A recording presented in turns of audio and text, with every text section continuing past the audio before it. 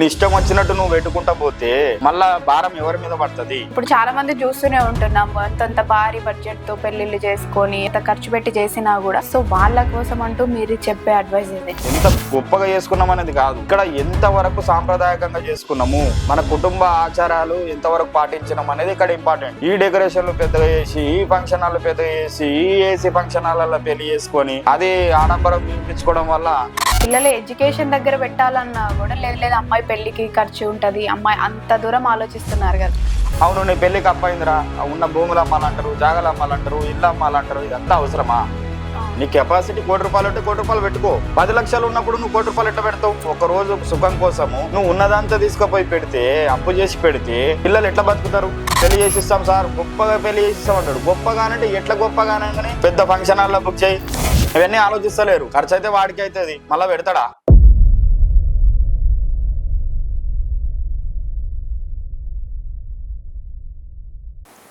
Sir, పెళ్ళిళ్ళు అనేది ఎలా చేసుకుంటే మంచిది అంటారు? అంటే ఇప్పుడు చాలా మంది చూస్తూనే ఉంటున్నాము, అంతంత భారీ బడ్జెట్ తో పెళ్లిళ్ళు చేసుకొని అంతంత ఖర్చు పెట్టి చేసినా కూడా 2-3 months కనేటివి అవి డివోర్స్ లాగా అలా అయిపోతున్నాయి.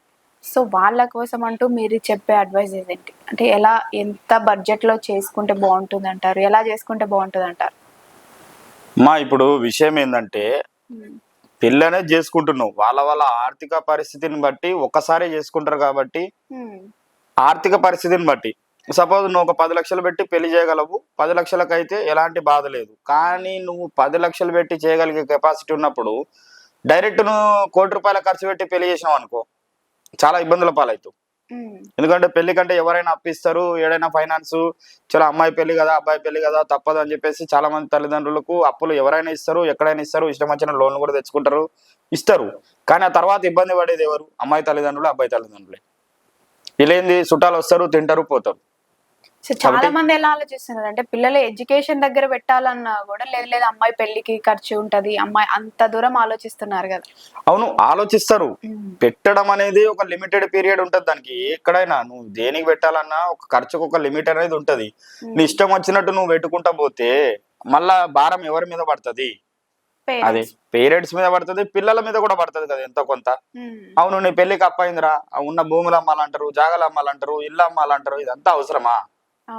పెళ్లి అనేది మనం ఎట్లా చేసుకుంటాం అనేది కాదు, ఎంత గొప్పగా చేసుకున్నాం అనేది కాదు, ఇక్కడ ఎంత వరకు సాంప్రదాయకంగా చేసుకున్నాము, మన కుటుంబ ఆచారాలు ఎంత వరకు పాటించినాం అనేది ఇక్కడ ఇంపార్టెంట్.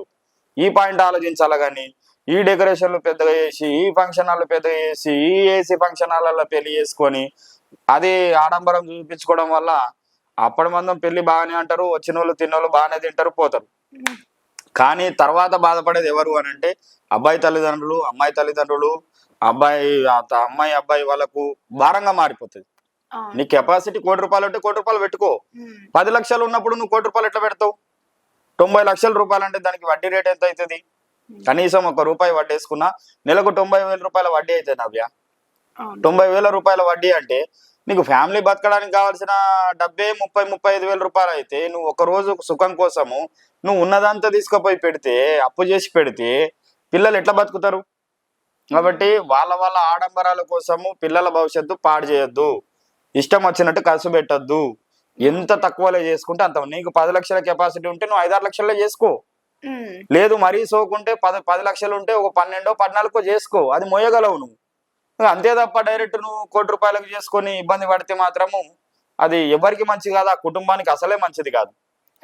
అంటే పెళ్లి చేసుకునేటప్పుడు వాళ్ళను మనము ఎవరైతే కుటుంబ సభ్యులు ఎవరైతే ఉంటారో, మేము ఇట్లా చేసుకుంటామయ్యా, మా పరిస్థితి ఇది అని ముందే మాట్లాడుకోవాలి.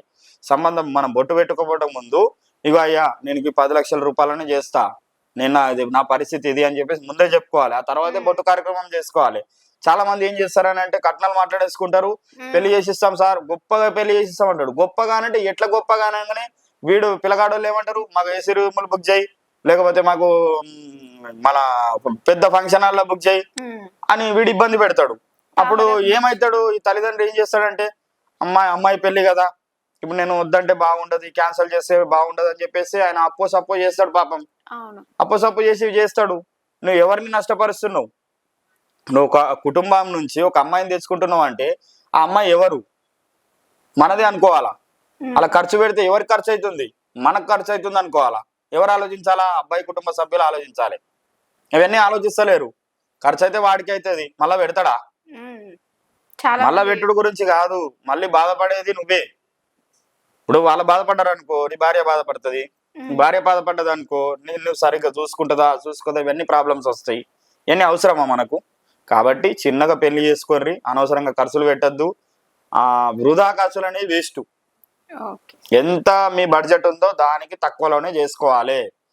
అప్పుడు మనకు ఆర్థిక సమస్యలు రావు, ఆ పెళ్లిలో కూడా మంచిగా ఉంటది.